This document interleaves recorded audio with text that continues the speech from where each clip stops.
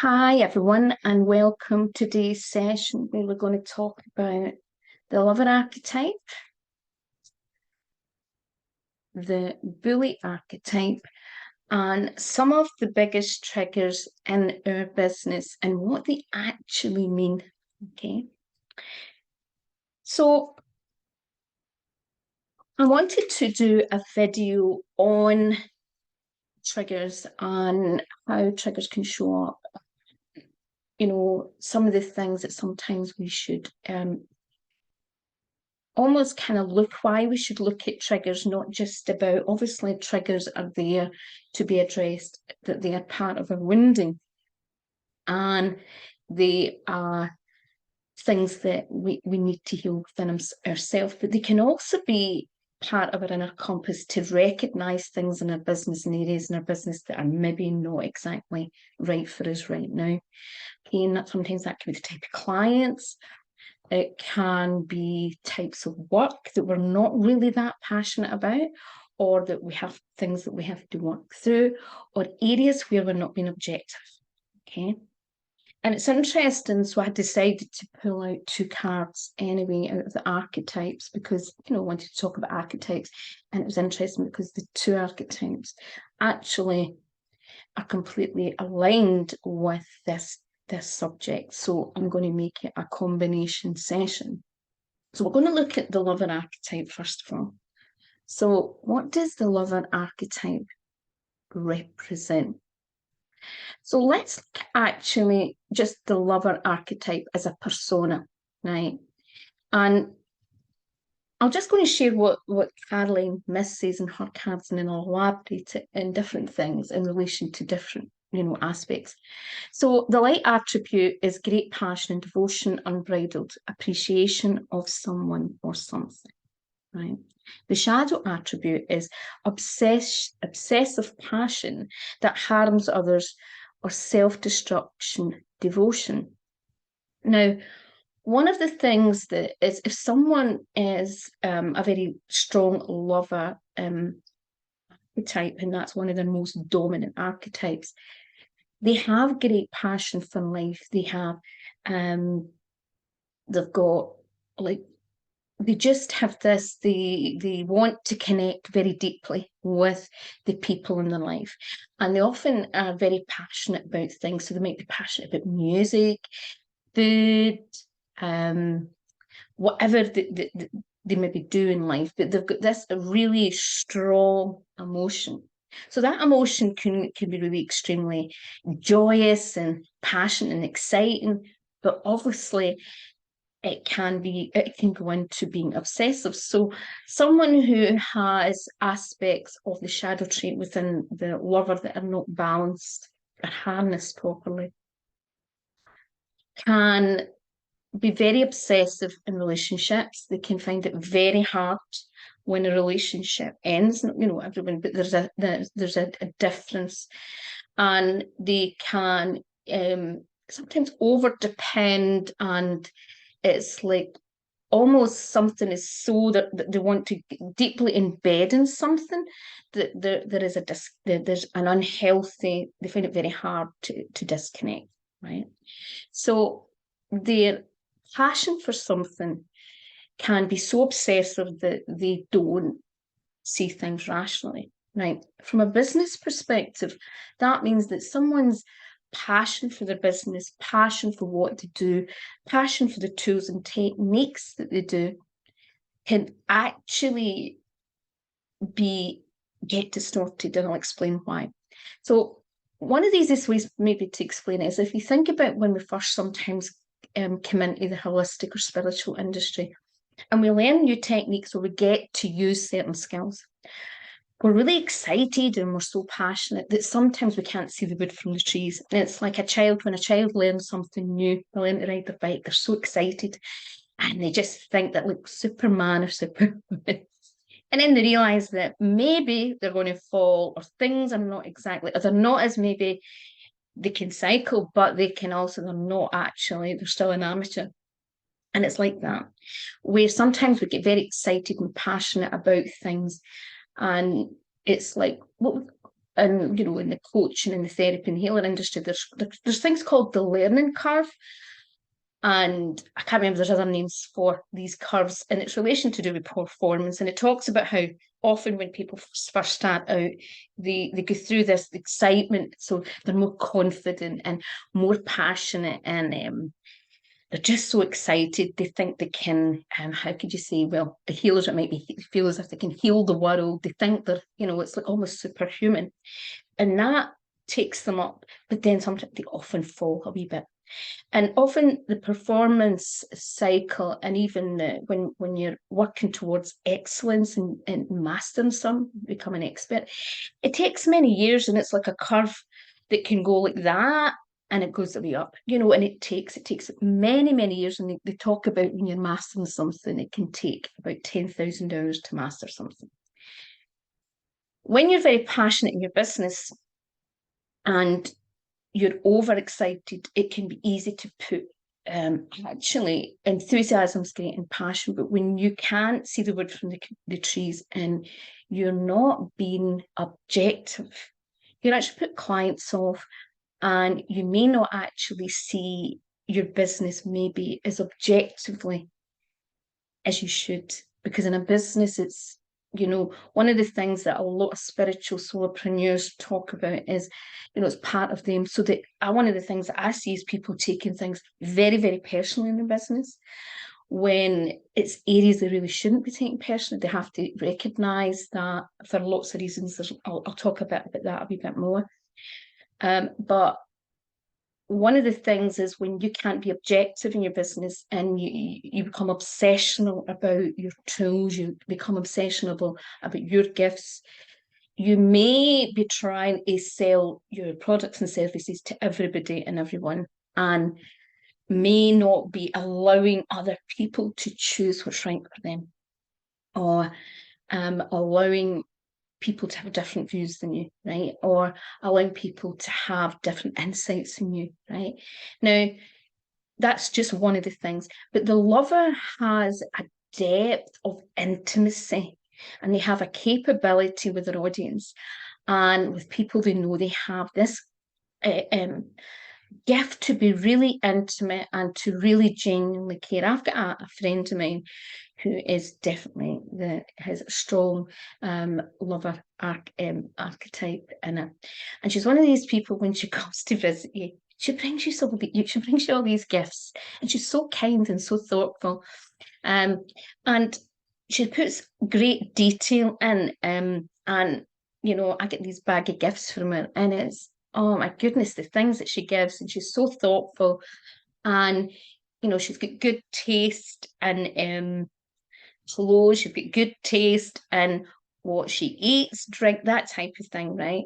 And they say that the lover, or also known as a romantic brand, when you talk about it as a brand perspective, they're great businesses if you would want to run an event and you wanted to make sure it was really special, because it's the small details.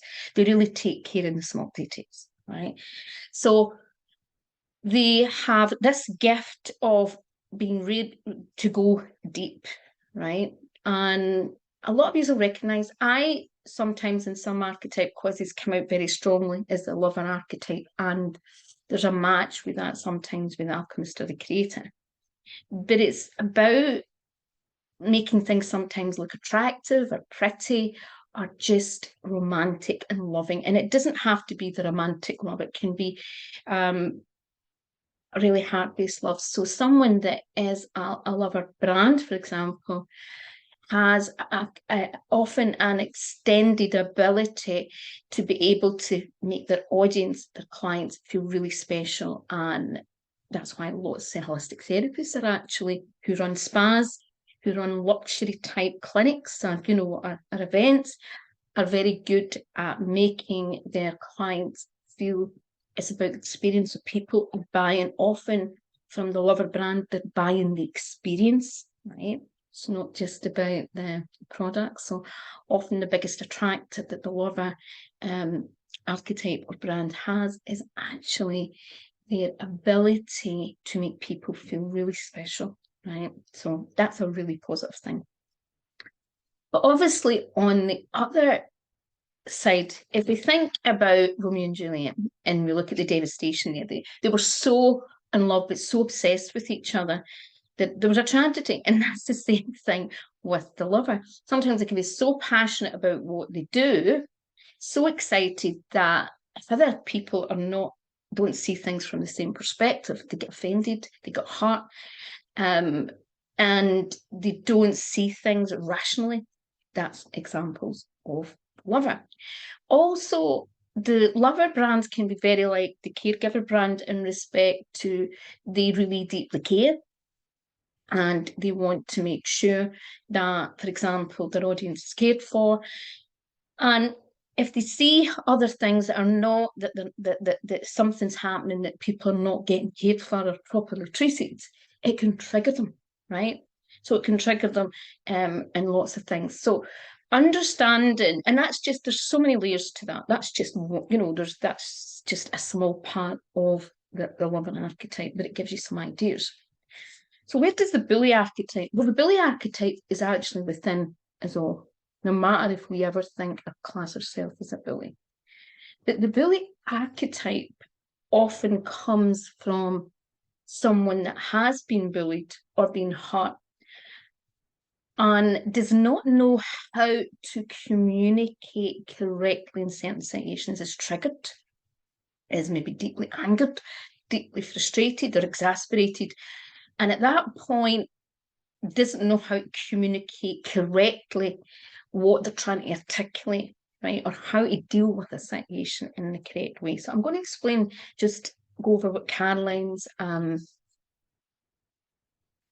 card explains about the bully, right? So the bully, the light attributes, is the highlights your tendency to intimidate others, helps you confront the inner fears that bully you, right? So when the bully archetype shows up, it's not just about areas that we might try to coerce or bully people into doing certain things, or aspects of things that we're scared about, because our inner bully is only triggered by fear. It's triggered by some sort of fear. And if we think about the lover archetype, where they're so passionate about their business, if they are not healed certain, like the wounded healer, they may be triggered by someone not being completely aligned with them, or a client that's not completely happy with them, or someone that does not feel that that's the right service for them, right? Or they don't believe that that's the right tool or technique, or they don't really like that tool or technique, or they don't think that's the right, it might not think it's an appropriate tool or technique. There can be lots of things. If that person's not worked on a wounded healer and is so passionate about it, right, but to a very irrational way, their fears come up. Now, obviously, how we react is then, you can choose to be a bully in that situation, or you can choose to not. But even your inner bully coming out where you want to, you feel like, reacting like a bully, that's a trigger, right? Now, when we look at the shadow traits of the bully, right, you're concealing deep fears behind verbal or physical abuse. So behind the bully, it's always worth remembering that you think about a child bully, the child is only bullying because of sometimes they've faced terrible abuse and destruction themselves. They're maybe scared that someone else is going to bully them, so they bully them first. Or, it's often sometimes that they're trying to set the boundaries, right? They're trying to get the boundaries back. And it's interesting because one of the things I remember years ago doing, I think it was about a 12-week course, maybe 10 weeks, but it was a course on assertiveness. I came out that course and I still done the training, and I get qualifications in assertiveness. And I have to be honest, there was not assertive. There's a few things that I learned was helpful, but one of the biggest things that I found that was strange about it was them telling you embody as if you were somebody else. And it just didn't work for me because it felt so unauthentic. And what I realised, it take me, that was definitely over 30 years ago. And it took me quite a few years. I knew that just wasn't right. It was very ego-based self-development, which was based on the ego and just the mental, but not the soul and the spiritual perspective. And I knew at a soul level that that wasn't really the right way to go. That, you know, it's about doing the inner work. And you can do the inner work, then you don't have to pretend to be anybody else. You know, there is an aspect of that. And I'm not saying some core certain mental perspectives help, but if you don't match up at a soul level with something, it's very hard. But one of the things I did recognise, I saw it in my own family, and for a variety of reasons, how when people are very highly sensitive and empathic, they can suffer from the passive aggressiveness things or really struggle to be assertive, and how women, particularly who really struggle to be assertive as they're trying to gain their assertiveness, and they're trying to gain and I don't like using the word control, because I just think control is not something that we should be. I don't think it's always I'm not really sure what other word to use at the moment, but to gain some sort of control over certain situations, right? Or to assert themselves in that way, they often, as they're trying to practice that and trying to find their self being more assertive, it can actually come across a bit like the bully, because it's like they're using a skill set they're not comfortable with. They're having to stretch themselves, so the fear's coming through, right? And you can often see that sometimes women who would never be deemed normally a bully, just because of their own fear and they're trying to assert themselves, can kind of come across as the bully, and maybe come across because their language is not correct, or they're almost just trying to throw themselves into the situation. I mean, I've been there, and you know, and none of us are perfect, where we're in a situation, it's a difficult situation, we're not really sure how to address, and we maybe go in there with our big feet, or even our wee feet, but it seems like big feet, and we don't deal with it well, right? But the bully, if we scale the bully back, it is coming from the, you know, the root chakra, the survival aspect, right? And everybody has that. And I'm seeing that a lot at the moment. We're in a situation is more awakening is happening. And I don't mean just a spiritual awakening, I mean awakening to different levels of illusion and deception in society in all sorts of layers. And in some countries, they're more awake. I'm still surprised how much the UK, I think that's partly to do with media and, you know, what people watch and where they get their information.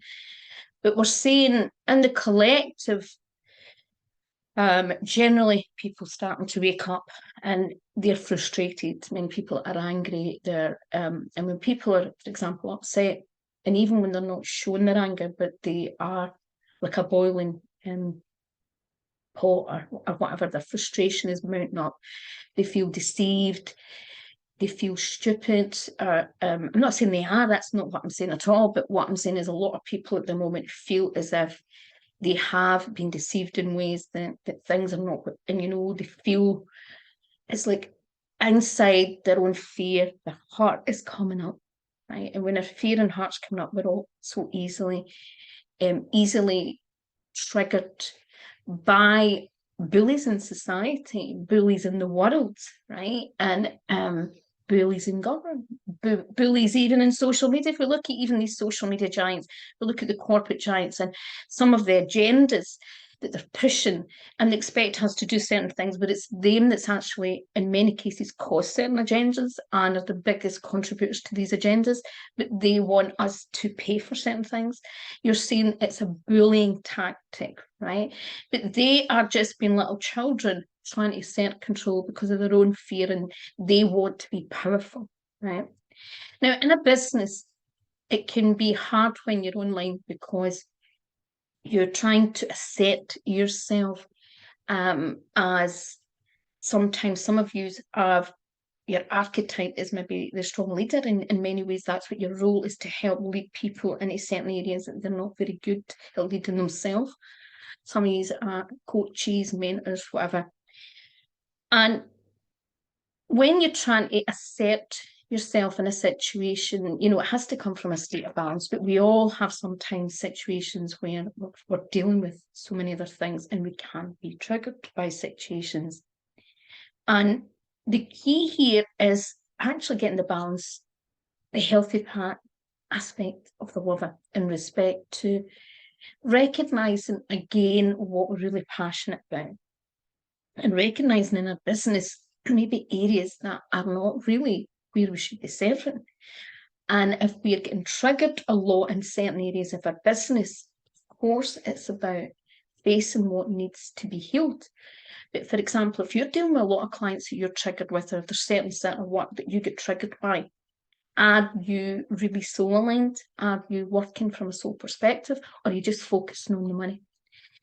If you are constantly attracting clients that particularly, you might attract a lot of clients that have got a lot of victim mentality and just want everyone to sort them out, and they don't want to take self-responsibility and they're playing the victim. Some of these kind of clients are used to having bullies in their life, right? And in some ways, they sometimes can try and trigger that energy, even if you're never. So, unless you have strong boundaries and you are very clear about what you're trying to do, you can get hooked into a situation. But it's really important within all that to recognize, right, are these the clients that I want to work with? Are these the clients that I can best serve? And what clients should I refuse to or stop working with, right? And in a business, it's so important that you are serving the clients that you are best suited to serve. And of course, that can come with growth. There can be clients that you want to work with, but at the moment, you don't have the skills or experience and you need more, maybe more training or maybe more confidence, and that's okay. But if you find yourself in a situation where you're being constantly triggered in your business, right, and you're easily triggered, it's really important to recognize, is there aspects of my business I'm hanging on to, I'm too attached to? Right. One of the things that's interesting is tools and techniques. We can all be really attached to tools and techniques, right? And it's an interesting one because many people, one of the reasons, first of all, I think is important is that many people share the tools and techniques that help them, that healed them. But most people that I meet are so passionate about their tools and techniques, and they think that their tools and techniques is the bee's knees of the best in the world and it's best for everything because they're passionate about it and it helped them and it's what they do, right? So that's how they see it. Don't look at it like that. I mean, I might say in my training there's certain tools and techniques that I think are the most effective for certain things. That, believe me, it does not come from I'm not as, how could you say, attached to things. I've learned not to be attached to things. I just do, there's certain things in my experience and knowing hundreds and thousands in many ways of healers, coaches and therapists, and being someone who treated and worked with thousands of students and clients over a long period of time and studied many things and worked with many and having a big wide insight how the mind works, how the meridian system works, how the energy system works, how, studying so many different disciplines, how there's some techniques that I do believe all techniques have the place because some techniques are attractable to different types of people. And I'll give you an example. I was just talking to some of my students last night about a student that had done, well, it was two students, in fact, who had done my accredited stress management. Now, the accredited stress management, people do the relaxation training first. There's a lot of the stress management, of course, is in the relaxation therapy, but the stress management practitioner is often a slightly different training because it attracts a different type of client often. And I know I'm generalizing here, but I don't mean it. It's just to give you an idea. Often people that are more from a masculine perspective and are more into personal development and that mindset, but not into the holistic or spiritual, right? So there's lots of tools and techniques that really appeals to that audience, right? And a lot of us in the field would class is the first foundational things that people would be first introduced to.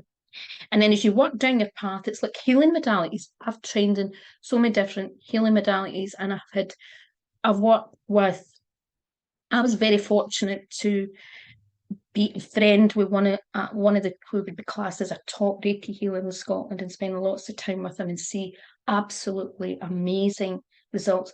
But I've also trained and also been the receiving end of so many other modalities that are unbelievable, phenomenal, the results, and on things that most people could never treat and never.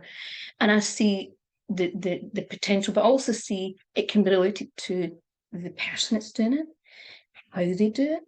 It's never just about the tool. It's never just about the tool. It's who's using the tool, the insight and wisdom that they have within the tool. And there's so many things. But also, is someone with very rare conditions. I've been on the receiving end of many modalities that people go about saying they're safe and effective for everyone. And I've been on the receiving very dangerously on the other end of that, where it proved very harmful for me. But it was because I have unique circumstances. And I'll give you, for example, one situation. So I went on to a situation one time with someone who was quite famous, and they were offering, if you'd bought their book, some free sessions. So I got a free session, but I did not, and I'm not going to say the modality because I think I might trigger too many people here, but the modality that we're using right away, for a lot of reasons, I knew was not right for me. At the time, I was going through what you call a severe Hertz reaction from Lyme's. Now, Lyme's basically causes bacteria. When it comes out of the system, the bacteria can all sit in every nerve of the body, and it's extremely painful, right? But I also have something else, another condition, that means that my meridian lines work a wee bit, well, just there's something goes a wee bit differently, right? And I had been recovering also from basically sepsis, where I had been in intensive care in a coma, and it caused me severe neurological problems, right? And I was recovering from that. And this person tried to force me to do something because they were told that it was safer and everything, and they tried to hijack my own inner guidance and tell me no, I was in my ego, and it was a disaster. Now, the person was horrified when she seen what it done to me. And I had another similar situation to a holistic doctor who was trying to prove, I didn't realise at the time, who was trying to prove that their modality was safe and effective for everyone. She just dumped me and didn't want to know, because in that situation, her ego was hurt and she was trying to prove a point. And this is where sometimes over passion for something, it becomes obsessional and it becomes irrational. And then the bully, so I was in the receiving end of the bully. Now, I understood what happened in both situations. Both was triggered by fear. Also, lack of it. It can sometimes, it's like all of us, we can come in with lots of situations and think things, and we have a concerned perception. But when someone comes in and challenges that, it can trigger fear in us. And in both situations, I think they didn't know what to do. They hadn't come across particular situations. They didn't have enough knowledge. But the key thing, they didn't ask enough questions beforehand and didn't listen, right? So a bit of the bully came in because it was triggered by fear. And I think maybe sometimes when you're a therapist and you're going to another therapist and they know you're a therapist, that might, raise, a lot of times I don't tell people, but I think they knew. Anyway, in business, it's so important we bring passion in. It's so important that we do the little things like the lover archetype, the romantic archetype, that we do the little things that our audience is going to appreciate, right? But that requires us to actually understand who our clients are and who they're not. I still see so many people saying my audiences, for example, maybe successful women who are anxious or stressed or have the menopause, and they leave it at that, but they don't narrow it down even more. Even if you do not speak out, you have to know in your head, well, who else in that group but are not going to be excluded? Who are not going to be ideal? Is it maybe someone with menopause, anxiety, and stress, but has other neurological issues? For example, I done a video the other day in my stress coach training in one of my groups explaining why there is some medical conditions that actually can appear like anxiety, and the person can take years to be diagnosed. There's lots of neurological conditions and deficiencies and hormonal issues that actually doctors can misdiagnose, and therapists, can, if they're not aware enough, they don't assume that there's something else going on, which one of the biggest things is, as a holistic practitioner, is you always have to be, I always talk about this, it's so important that you never ever assume that you think you know what's going on unless you ask questions. It's one of the big reasons that I think a lot of holistic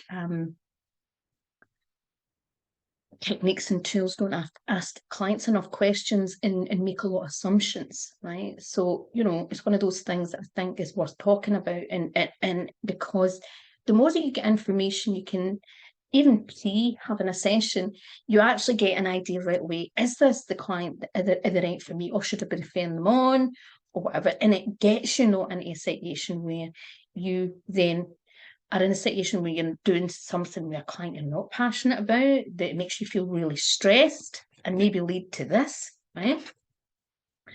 But it also helps you understand that where you're at now is going to be different from where you're at 5, 10, 20 years.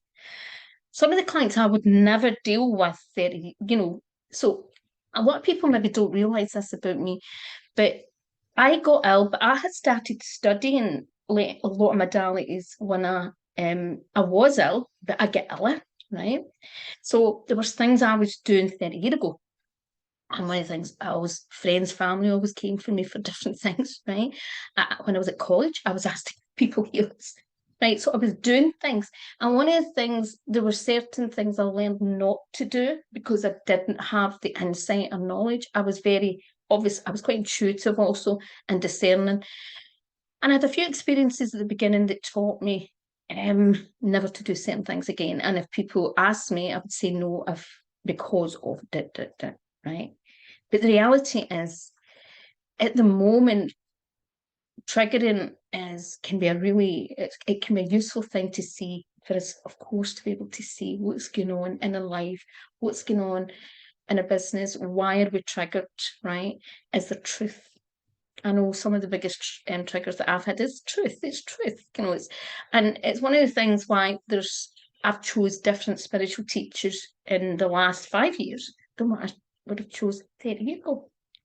I've chose teachers that are far more forthright and who can trigger a lot, but they are not. They're focused on really helping you push past things that you need to address, right?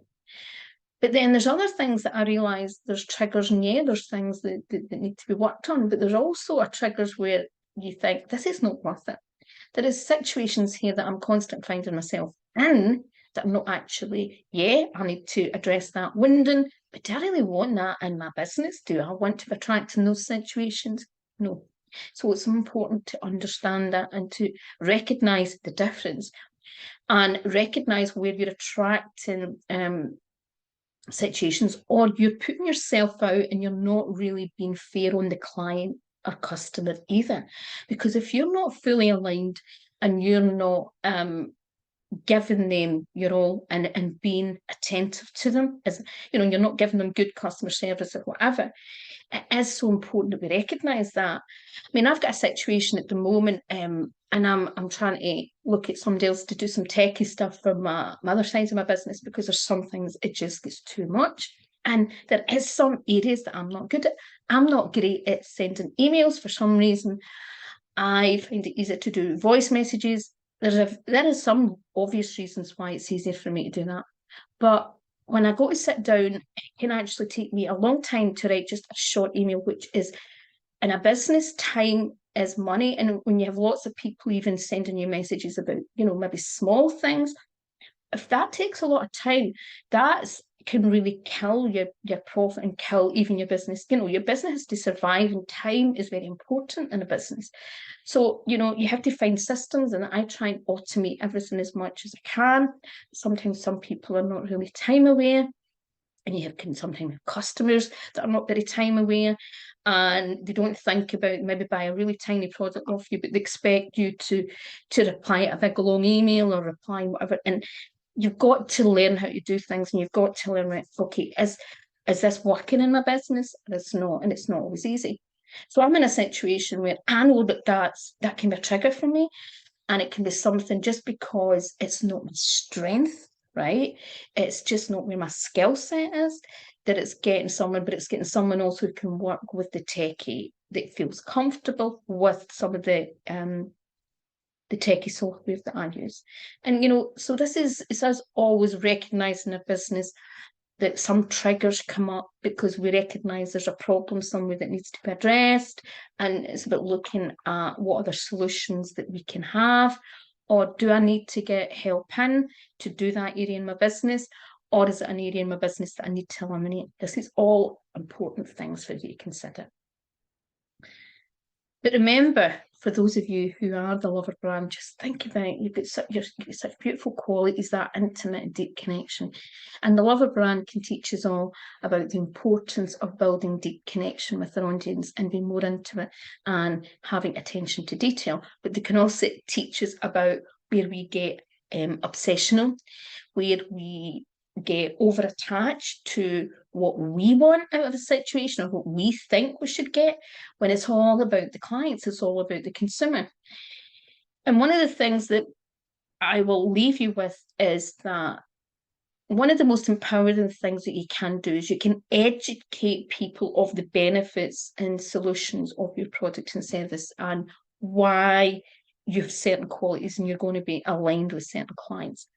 But one of the biggest things that kind of puts me off, I'm in a lot of Facebook groups, and I don't have that much time, but there is some I'm in, and I've been trying to be active recently. And when people are really pushy, I mean, there's a lot of tactics where you post something and the next thing they hijack your post, trying to sell, and it's like dominating. They're trying to prove to you that their tool techniques worthy or more worthy than yours, right? And I understand that we all have a certain amount of we believe, and that's why we do it. But I get so many also people saying, if you watched my video yet, have you done this? And assuming right away that I'm their client. And it's a pushiness. It's a real bold kind of, and in many ways it can be like the bully. They're trying to bully into, I've had people for years who's messaged me for years saying, I really think my product or service would be really good for you. And this is what you need, and this is going to solve all your problems. Where maybe it's something that I've tried, but also they don't know something else. They're making a lot of assumptions, but that's invasive. It's also not empowering for the individual, for the client, for the audience, because what you're doing is you're trying to take away their freedom of choice, and you're also in many ways putting them down, that they don't have their intuition and our guidance to know what's right for them. And I think that's what we have to start learning more is, of course, there is sometimes that we've all been there. We can always be lost. We can always be in a situation where we can't see the wood from the trees, and there is so many choice and we're not really sure. Or take it in the spiritual marketing club. I know that there's many people come in and they're just looking for more clients. That's all they say. But actually, when I look at what they're doing, there's basic fundamentals they've not got right, but they don't want to look at that. And it's because it's not maybe just to do with intuition, it's just lack of education and awareness, because they can't be experts in all things and they're not seeing things objectively. But I can't bully someone into doing that. I can try and educate them and inform them, right? And I can tell them that it's if they, but the reality is I'm not empowering them by trying to bully them and trying to dress them of course, or and keep them hijacking their inbox. And that's where we see the bully coming in. And so I would encourage people that are just trying to, because sometimes I it's just the bizarrest messages. And when I try and say a polite no, there's all these reasons why I should be buying from them. And it's quite interesting because a lot of the times it's things that are very basic. They don't think it's very basic, but in my eyes, being in the field for 30 years and trained in what they've done 20, 30 years ago and trained in more advanced things that work even better, they don't see it from an objective perspective. And I don't want to hurt the feelings because I've been there. But the reality is that if we're hanging on to our tools and techniques too much, it's like a relationship that you're hanging on to. you don't know, something else might be coming along that's even better than even what you're using already. Because I believe maybe it's all be different, but we all evolve and grow. And even how we work evolves and grows. And I've got a big long list of tools and techniques. And if you went to my about page, you might be shocked at how much training, and most of it is not like 2-day fast track training courses. So, learn to detach a little bit. Learn that if you've really been triggered by people not thinking, having different views on your tools and techniques, it's not about you. It's not about you personally. So don't, get you out of the way. If you're taking it personally, there's something in the wounded healer it, but your self-esteem, you personally that's feeling attacked. It's not about you personally. It's about what you're doing that might not be aligned for them, and that's okay. It's about the client, and it's so important if we really want to come from a spiritual perspective that we always want what's best for the client. It's not about us, and that's so important to recognize. Okay, so everyone, have a lovely day. Bye for now. What I meant to say, if any of you haven't checked out the Spiritual Marketing Club membership, I have been doing some updates to it. I've also been trying to make it more clear. We've changed the different levels. And for example, in the Platinum, you actually now have access to over £2,000 worth of content, right? And you can learn a wee bit more about that. I'm not going to say too much. I'm going to put the link, but there is different levels, and and even within the modules, if you even go each individual in the price point, I never sell them at the price point of what they really should be. I'm an altruist at heart, right? And anybody that knows me is that I invest very highly in very high quality courses, right? But my main aim is trying to help the healer and the light worker do what they're here to do. That's what I'm passionate about. And and I'm trying to help people not have excuses to keep saying I don't have money to invest in this, because at the end of the day, if you're serious about growing your business, I'm trying to save you tens of thousands of pounds where many high-end coaches would charge you. And the quality, believe me, the quality that I give you is high-end. Just because I don't charge high-end, please, I think this is a misunderstanding. I know a lot of coaches challenge me and say that I am crazy what I charge, right? Yeah, maybe there's things that I need to work on, right? I do understand that, right? But the reality is, I don't invest in cheap courses, and I don't, and what I mean by that, I don't invest in cheap quality courses, right? I've studied marketing over 22 years, and I've studied spirituality in all sorts of modalities for over 30 years.